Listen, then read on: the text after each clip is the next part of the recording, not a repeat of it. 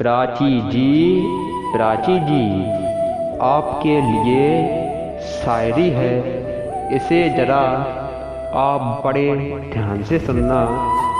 तरस गए आपके दीदार को, फिर भी दिल आपको ही याद करता है।